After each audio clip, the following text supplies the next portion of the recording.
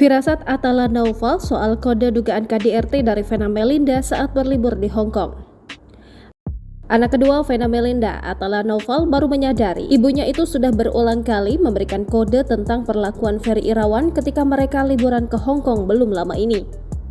Seperti diketahui, sebelum kejadian di Kediri pada Minggu 8 Januari 2023, Vena Melinda bersama anak perempuannya, Vania, dan anak laki-lakinya, Atala, serta Ferry Irawan berlibur ke Hong Kong. Selama itu, Atala sering mendengar ucapan yang disampaikan ibunya pada Ferry Irawan, dikutip dari tayangan Pagi-Pagi Ambiar Trans TV, Senin 16 Januari 2023. Atala pun menirukan ucapan dari ibunya jika Ferry Irawan sosok yang romantis jika di depan keluarga, namun ketika hanya berdua saja dengan Vena Melinda, malah jadi sosok yang galak. Saat itu, lanjut Atala, Vena Melinda mengatakan hal tersebut sambil tertawa sehingga membuat Atala berpikir ibunya sedang bercanda. Kemudian saat pulang liburan itu, ia pun mulai merasa jika perkataan ibunya tersebut merupakan sebuah kode.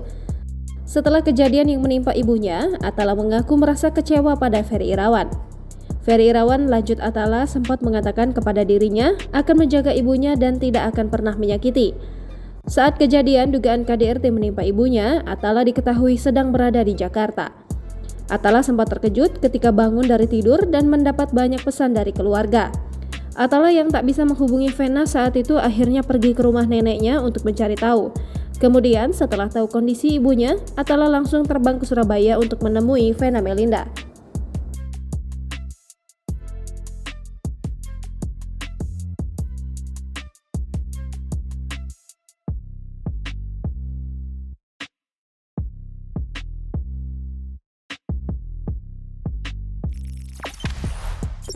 Jangan lupa subscribe, share, komen, dan like ya!